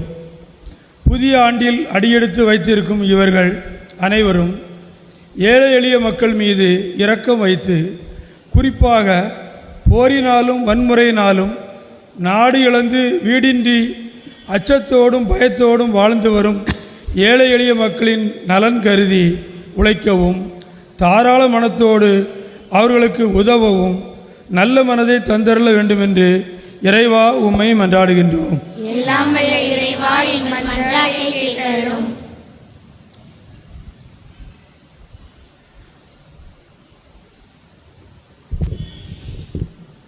ஒளியின் இறைவா, அன்று 3 ஞானிகளும் விண்மீனின் ஒளியை கண்டுகொண்டு நீர் இருக்கும் இடத்திற்கு வந்தடைந்ததைப் போல நாங்களும் நீர் கொடுத்த ஒளியை பெற்று அதன் வழியில் எந்நாளும் நடக்க வேண்டுமென்று இறைவா உம்மை மன்றாடுகின்றோம். எல்லாம் வல்ல இறைவா, எங்கள் மன்றாட்டை கேட்டருளும். அன்பு இறைவா, இன்று திருப்பலியை சிறப்பு செய்யும் 23ஆம் யோவான் அன்பிய குடும்பங்கள் அனைவரையும் ஆசிர்வதியும். இந்த 2025ஆம் ஆண்டின் கிறிஸ்து பிறப்பின் யூபிலி ஆண்டிலே அனைவரும் ஒரே எதிர்நோக்கின் திருப்பயணிகள் ஆகிட வேண்டுமென்று இறைவா உம்மை மன்றாடுகிறோம். எல்லாம் வல்ல இறைவா, எங்கள் மன்றாட்டை கேட்டருளும். தினமும் எங்களை வழிநடத்தும் இறைவா, எம் பங்கிலுள்ள இளையோர்களை நிறைவாக ஆசீர்வதியும். இளைஞர்கள் அனைவரும் நன்றியுள்ளவர்களாக திகழ நீரே உதவி செய்தருளும். மேலும் எம் பங்கிலுள்ள வேலைவாய்ப்புக்காக காத்து கொண்டிருக்கும் இளைஞர் இளம்பெண்கள் ஆகியோர்கள் நல்ல வேலைவாய்ப்பை தந்தருளும். மேலும் திருமண காரியத்திற்காக எதிர்நோக்கி கொண்டிருக்கும் இளம்பெண்களுக்கு நல்ல திருமண வரன்களை கொடுத்தருளும். மேலும் உம்மை தேடி நீர் தரும் இறை அழைத்தலை பெற்று திருவுளத்தை அறிந்து செயல்படுவர்களாக வாழ்ந்திட வரம் வேண்டி இறைவா உம்மை மன்றாடுகின்றோம். எல்லாம் வல்ல இறைவா, எங்கள் மன்றாட்டை கேட்டருளும். ஒளியானவரே எம் இறைவா, எம் ஆலயத்தில் குழுமி இறையாசரை பெற்று கொண்டிருக்கும் எம் பங்கு மக்கள் அனைவருக்காகவும் வேண்டுகிறோம்.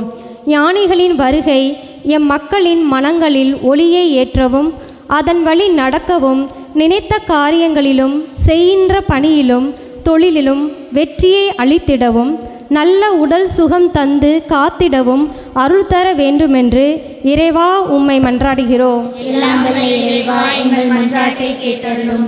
நாம் ஒவ்வொருவரும் நம்முடைய தனிப்பட்ட தேவைகளை இறைவனிடம் மௌனமாக எடுத்துக் கூறுவோம்.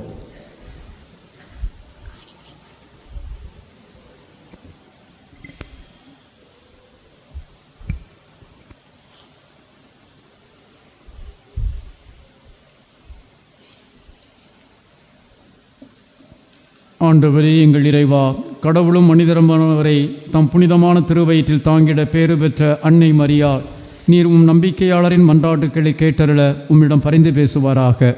எங்கள் ஆண்டவராகிய கிறிஸ்து வழியாக உம்மை மன்றாடுகிறோம். அன்புக்குரியவர்களே, இன்று திருக்காட்சி பெருவிழா குழந்தை இயேசுவுக்கு 3 ஞானிகள் பரிசுகளை கொடுத்தது போல இந்த நாளில் குழந்தை இயேசுவுக்கு காணிக்கை பொருட்களை கொண்டு வந்திருக்கின்றவர்கள் பவனியாக முன்வரலாம்.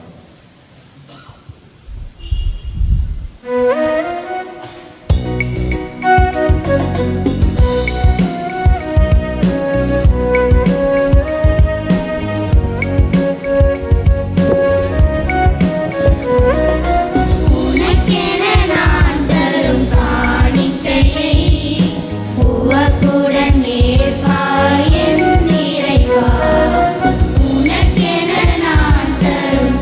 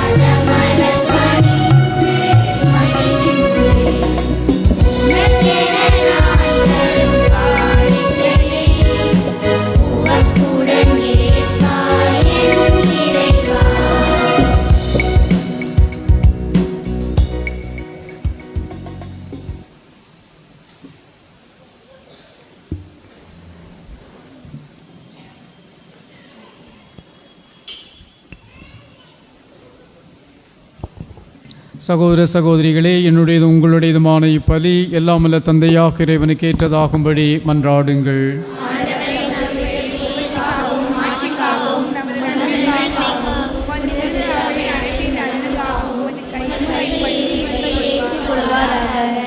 எல்லாம் வல்ல இறைவா, உம் திரு அவையின் காணிக்கைகளை கனிவுடன் கண்ணோக்க உம்மை வேண்டுகின்றோ. பொன்னும் சாம்பிராணியும் வெள்ளை போலமும் இப்பொழுது ஒப்பு கொடுக்கப்படவில்லை.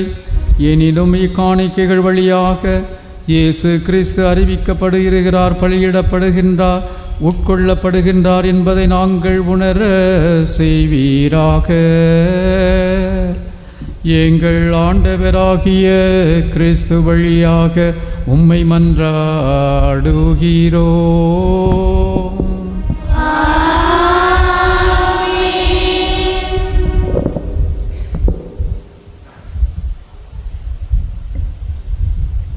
ஆண்டவர் உங்களோடு இருப்பாராக.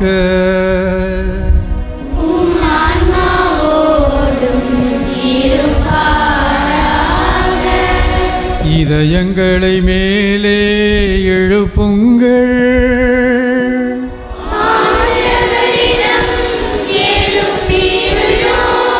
நாம் இறைவனாகிய ஆண்டவருக்கு நன்றி கூறுவோம்.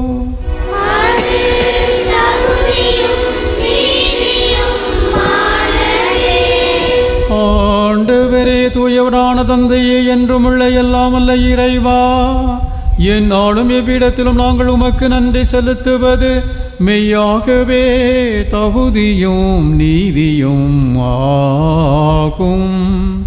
எங்கள் கடமையும் மீட்புக்குரிய செயலுமாகும். ஏனெனில் பிற இனத்தாருக்கு வழியாக கிறிஸ்துவில் எமது மீட்பின் மறைபொருளை இன்று வெளிப்படுத்தினே. சாவுக்குரிய எங்களது மனித தன்மையில் அவர் தோன்றிய போது அவருக்குரிய சாகாதன்மையின் மாட்சியா எங்களை புதுப்பித்தே. ஆகவே வானதூதர் புனிதர் அனைவரோடு சேர்ந்து நாங்களும் உமது மாட்சியை புகழ்ந்து அக்களித்து முடிவின்றி பாடுவதாவது: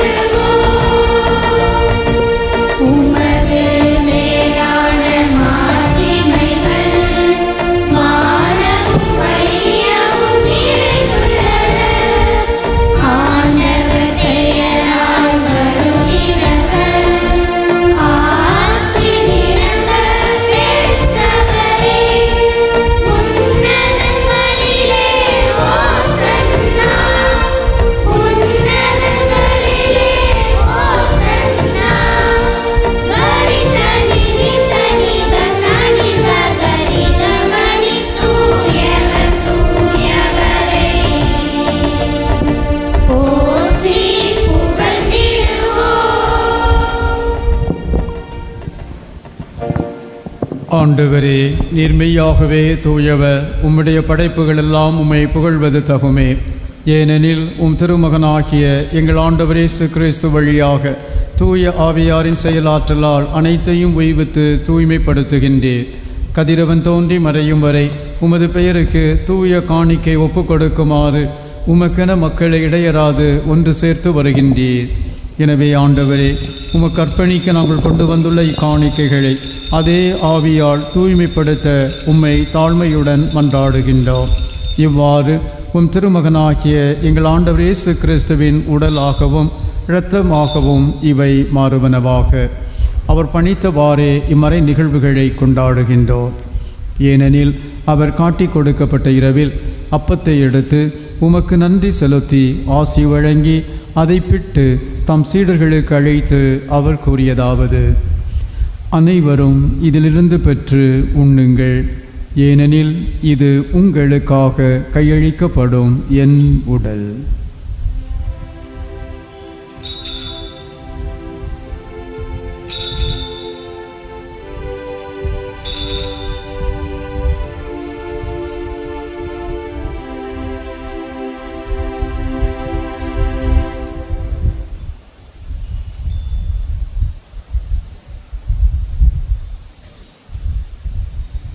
அவ்வண்ணமே இரவு விருந்தை அருந்தியபின் கிண்ணத்தையும் எடுத்து உமக்கு நன்றி செலுத்தி ஆசி வழங்கி அதை தம் சீடர்களுக்கு அழைத்து அவர் கூறியதாவது: அனைவரும் இதிலிருந்து பெற்று பருகுங்கள், ஏனெனில் இது புதிய நிலையான உடன்படிக்கைக்கு உரிய என் இரத்தத்தின் கிண்ணம்.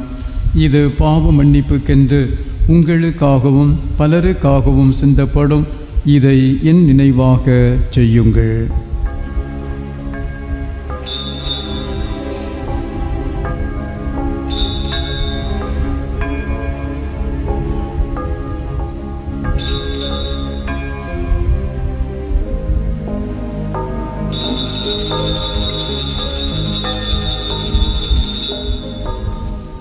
நம்பிக்கையின் மறைபொருள். ஆண்டவரே, நீர் வருமளவும் உமது இறப்பினை அறிக்கையிடுகின்றோம், உமது உயிர்ப்பினையும் எடுத்துரைக்கின்றோம். ஆகவே ஆண்டவரே, உம் திருமகனின் மீட்பளிக்கும் பாடுகளையும் வியப்புக்குரிய உயிர்ப்பையும் விண்ணேற்றத்தையும் நாங்கள் நினைவு கூறுகின்றோம்.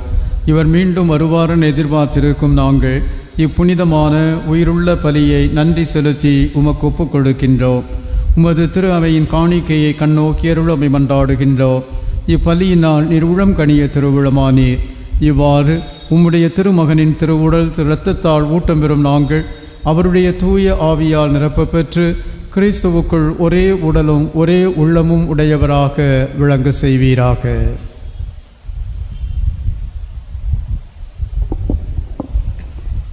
இவரே எங்களை உமக்கு என்றும் காணிக்கையாக்குவாராக. இவ்வாறு உமால் தெரிந்து கொள்ளப்பட்டவர்களோடு முதலாக புனிதமிக்க கன்னியும் கடவுளின் தாயுமாகிய மரியா, அவருடைய கணவரான புனித யோசேப்பு, புனித திருத்தூதர்கள், மாட்சிமிகு மறைசாட்சியர், எங்கள் பங்கின் பாதுகாவலராக புனித மிக்கேல் அதிதூதர், மறைமாவட்ட பாதுகாவலர் புனித பிரான்சிஸ்கு சவேரியார், மற்ற புனிதர்கள் அனைவரோடும் நாங்கள் உரிமை பெற்றிற்கு தகுதியுடையோர் ஆவோமாக. இவர்களின் வேண்டுதலால் நாங்கள் என்றும் உமது உதவியை பெறுவோம் என உறுதியோடு இருக்கின்றோம். ஆண்டவரே, எங்களை உம்மோடு ஒப்புரவாக்கும் பலி உலகிற்கெல்லாம் அமைதி மீட்பும் தர வேண்டும் என மன்றாடுகின்றோம். இவ்வுலகில் பயணம் செய்யும் உமது திரு அவையை சிறப்பாக அடியாராகிய எங்கள் திருத்தந்தை பிரான்சிஸ், எங்கள் ஆயர் அண்டனி சாமி, ஏனைய ஆயர்கள், திருநிலையினர், உமக்கு சொந்தமான மக்கள் ஆகிய அனைவரையும் நம்பிக்கையிலும் அன்பிலும் உறுதி பெறச் செய்வீராக. நீர் விரும்பியபடி உம் திருமுன் நிற்கின்ற இக்குடும்பத்தின் வேண்டல்களுக்கு கனிவுடன் செவிசாய்த்தருளும். கனிவுள்ள தந்தையே, எங்கும் சிதறுண்டிருக்கும் உடைய பிள்ளைகளை கனிவுடன் உம்மோடு சேர்த்து கொள்ளும். இறந்து போன எங்கள் சகோதர சகோதரிகளையும் உமக்கு உகந்தவர்களாய் வாழ்ந்து இவ்வுலகை விட்டு சென்ற அனைவரையும் மது ஆட்சியில் கனிவுடன் ஏற்றருளும். நாங்களும் அங்கு வந்து சேர்ந்து அவர்களோடு மது ஆட்சியில் என்றும் மன நிறைவு அடைவோம் என எங்கள் ஆண்டவர் இயேசு கிறிஸ்து வழியாக நம்பியிருக்கிறோம். இவர் வழியாகவே நீர் இந்த உலகிற்கு எல்லா நல்ல காரியங்களையும் செய்து வருகின்றீர்.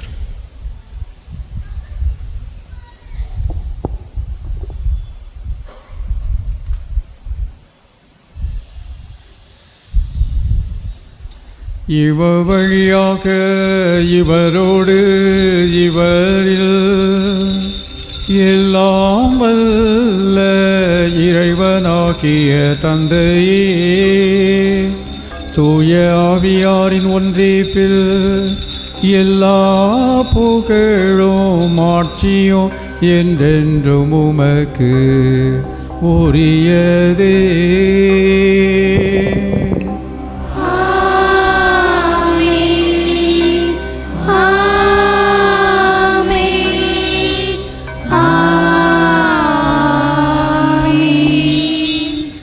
மீட்பரின் கட்டளையால் கற்பிக்கப்பட்டு இறை படிப்பினையால் பயிற்சி பெற்ற நாம் துணிந்து பாடுவோம்.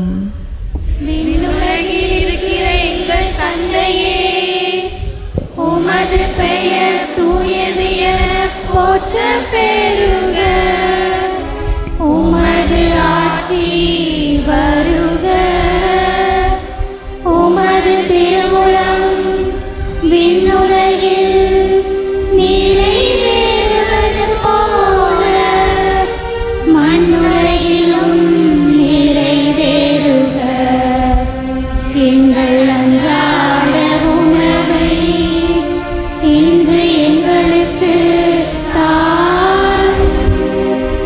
எங்களுக்கு எதிராக குற்றம் செய்வோரை நாங்கள் மன்னிப்பது போல எங்கள் குற்றங்களை மன்னியும். எங்களை சோதனைக்கு உட்படுத்தாதேயும், தீமையிலிருந்து எங்களை விடுவித்தருளும். ஆண்டவரே, தீமை அனைத்திலும் இருந்து எங்களை விடுவித்து எங்கள் வாழ்நாளில் அமைதியை கனிவுடன் அருள உம்மை மன்றாடுகின்றோ.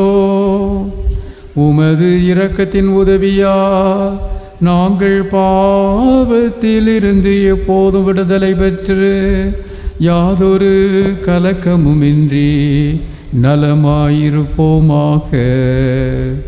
நாங்கள் இதில் நோக்கியிருக்கும் பேரின்பத்துக்காகவும் எம் மீட்பராகிய இயேசு கிறிஸ்துவின் வருகைக்காகவும் காத்திருக்கின்றோ. ஆட்சியும் வல்லமையும் மாட்சியும் என்றென்றும் உமதே. ஆண்டவரே இயேசு கிறிஸ்துவே, அமைதியை உங்களுக்கு விட்டு செல்கிறேன், என் அமைதியையே உங்களுக்கு அளிக்கிறேன் என்று உம் திருத்தூதர்களுக்கு மொழிந்தீரே. எங்கள் பாவங்களை பாராமல் உமது திரு அவையின் நம்பிக்கையை கண்ணோக்கி உமது திருவிழத்துக்கு ஏற்ப அதற்கு அமைதியையும் ஒற்றுமையையும் அளித்தருள்வீராக. என்றென்றும் வாழ்ந்து ஆட்சி செய்கின்றவர் நீரே.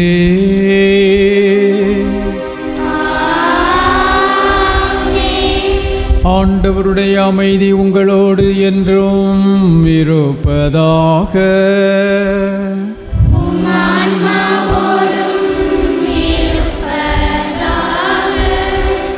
ஒருவருக்கொருவர் அமைதியை பகிர்ந்து கொள்வோம்.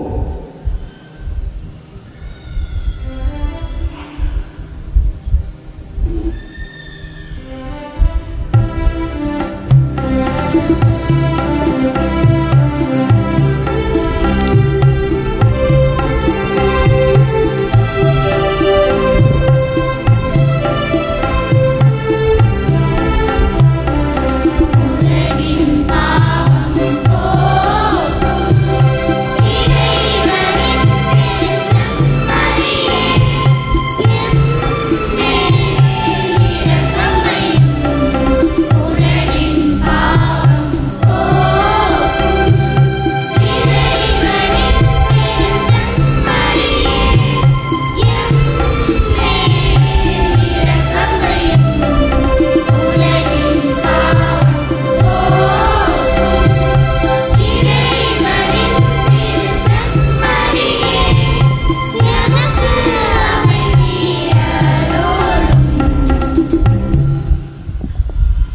இதோ இறைவனின் செம்மறி, இதோ உலகின் பாவங்களை போக்குகின்றவர்.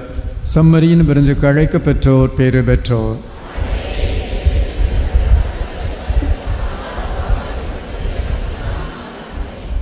கிறிஸ்துவின் இரத்தமும் நம்மை காத்து நித்திய வாழ்விப்பதாக. அன்புக்குரியவர்களே, வழக்கம் போல ஆலயத்தின் உள்பகுதியில் 2 இடங்களிலே நற்கருணை வழங்கப்படும். ஆலயத்தினுடைய வெளிப்பகுதியில் 2 இடங்களிலே இன்றைக்கு நல்ல நற்கருணை வழங்கப்படும். இடதுபுறம் வலதுபுறத்திலே ஒரு இடத்திலே நற்கருணை வழங்கப்படும். வழக்கம் போல வரிசையாக வந்து பக்தியோடு இறைவனை உட்கொள்ள உங்களை அன்போடு கேட்டுக்கொள்கிறேன்.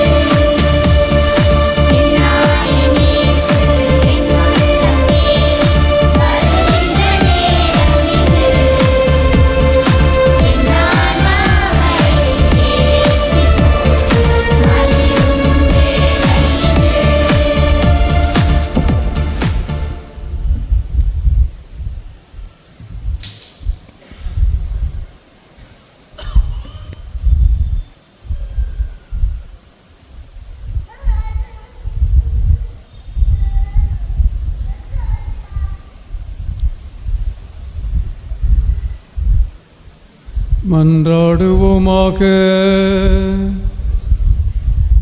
அன்பு தந்தையே இறைவா, எங்கும் எப்பொழுதும் விண்ணக ஒளியாய் நீர் எங்கள் முன் செல்ல உம்மை வேண்டுகின்றோ.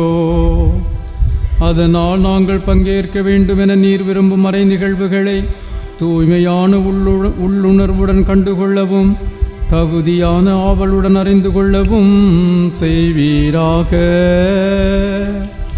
எங்கள் ஆண்டவராகிய கிறிஸ்து வழியாக உம்மை மன்றாடுகிறோ.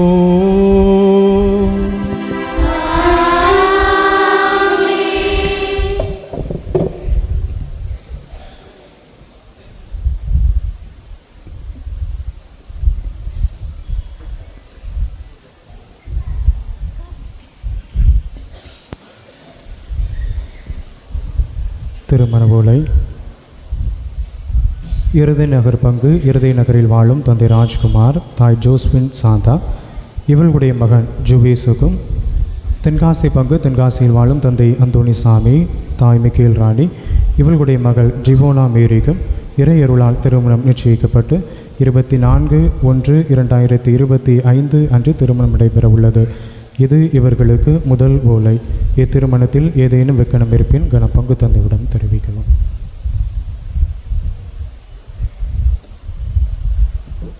கிறிஸ்துவுக்குள் பிரியமானவர்களே, ஆண்டினுடைய தொடக்கம் கடவுள் நமக்கு ஒவ்வொரு நாளும் ஆசீர்வாதத்தை நிரம்ப கொடுத்து கொண்டிருக்கின்றார் என்பதை நாம் உணர்ந்தவர்களாக இருந்து கொண்டிருக்கின்றோம். தொடக்க நாளிலிருந்து கடவுள் ஒவ்வொரு நாளும் ஏதாவது ஒரு விதத்திலே ஆண்டவர் நமக்கு நிறைந்த ஆசீர்வாதத்தை கொடுத்து கொண்டிருக்கின்றார். புதிய ஆண்டை தொடங்கிய உடன் முதல் வெள்ளி, அதற்கடுத்து முதல் சனிக்கிழமையிலே உபவாசம் இருந்து ஆண்டவரிடம் மன்றாடினோம். இன்றைய நாளிலே நமது ஆயர் அவர்கள் இந்த முதல் ஞாயிற்றுக்கிழமையில் நம் அனைவரையும் சந்தித்து நமக்கு இறை ஆசிரியை கொடுத்து கொண்டிருக்கின்றார்கள்.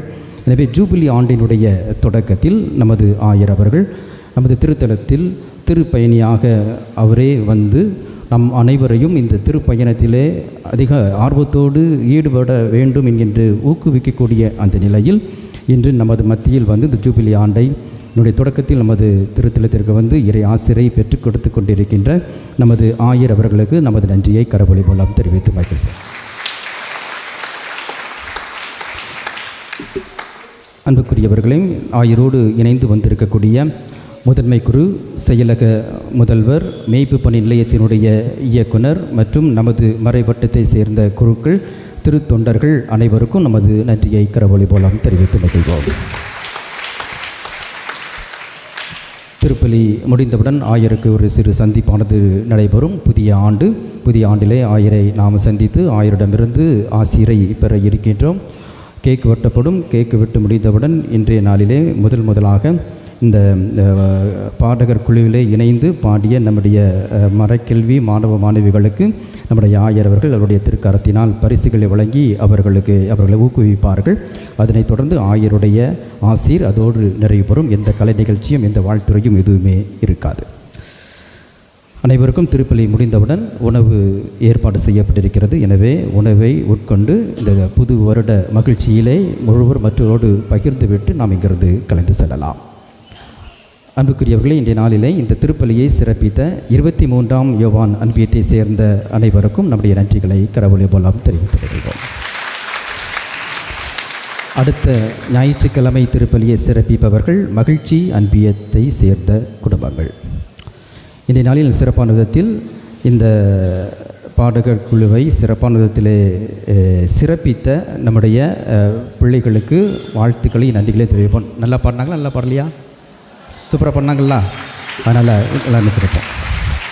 பிள்ளைகளை எந்திரிச்சு நில்லுங்க, உங்கள் முகத்தை பார்க்கட்டும் எல்லாரும். ஒரு நிமிஷம் எந்திரிச்சு நில்லு. இன்றைக்கி தான் அவங்க முதல் முறை பாடியிருக்கின்றார்கள், அருமையாக பாடியிருக்கின்றார்கள். அதனால்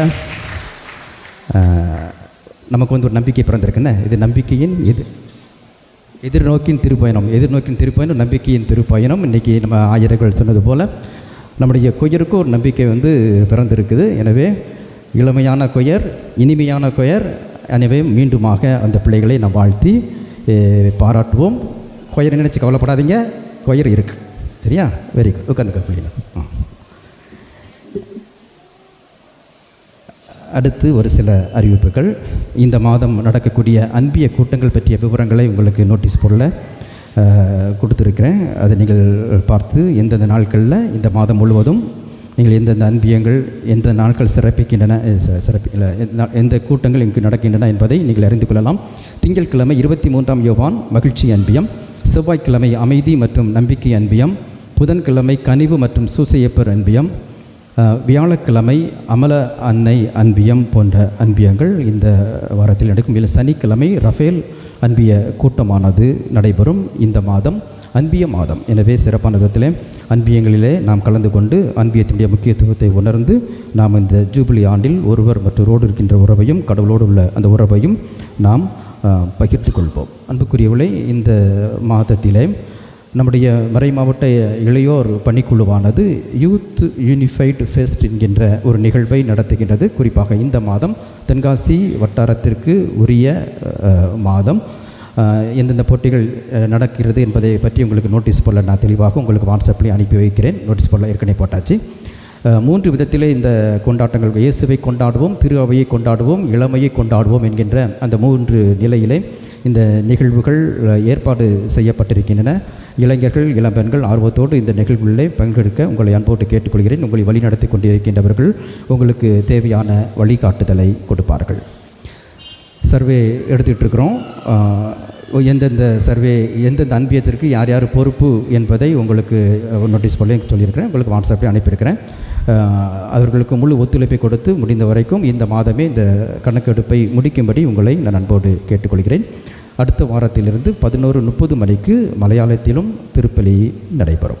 அடுத்த ஞாயிற்றுக்கிழமையிலிருந்து மலையாளத்திலும் திருப்பலி. எனவே கேரளாவை சேர்ந்த நமது பங்கை சேர்ந்த சகோதர சகோதரிகளுக்கு நீங்கள் இந்த செய்திகளை சொல்லலாம். 11:30 மணிக்கு மலையாளத்திலும் நமது திருத்தலத்திலே நடைபெறும். அனைவரும் இந்த புதிய ஆண்டை நம்முடைய ஆயருடைய ஆசீர்வாதத்தோடு தொடங்கி இருக்கின்றோம். இந்த ஆண்டு உங்களுக்கு வளமும் நலமும் நிறைந்த ஆண்டாக இருக்க ஆண்டவருடைய திரு சந்நிதியிலிருந்து உங்கள் ஒவ்வொருவரையும் அன்போடு நான் வாழ்த்துகின்றேன். அனைவரும் எழுந்து நின்று இப்பொழுது ஆயருடன் திருக்கரத்திலிருந்து ஆசிரை பெற்று அதற்கடுத்து ஒரு சின்ன ஒரு சந்திப்பு, அதனைத் தொடர்ந்து அனைவரும் சாப்பிட செல்வோம். அனைவரும் எழுந்து நின்று ஆசிரை பெற்றுக்கொள்வோம்.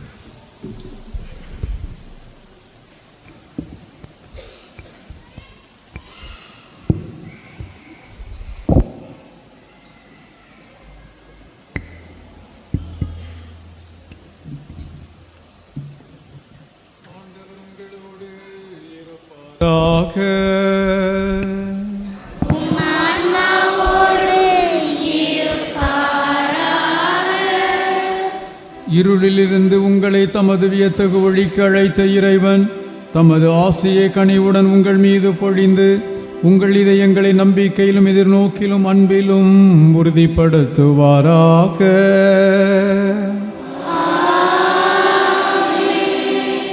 இன்று உலகுக்கு தம்மை வெளிப்படுத்தி இருளில் ஒளி வீசிய கிறிஸ்துவை நம்பிக்கையுடன் நீங்கள் பின்பற்றி வாழ்வதால் நீங்கள் உங்கள் சகோதர சகோதரிகளுக்கு ஒளியாய் நிகழ செய்வாராக.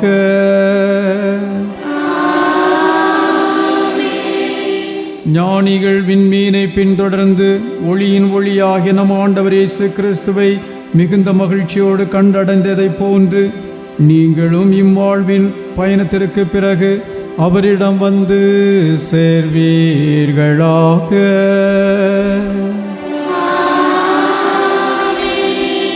எல்லாம் வல்ல இறைவன் தந்தை மகன் தூய ஆவியார் உங்களுக்கு ஆசி வழங்குவாராக.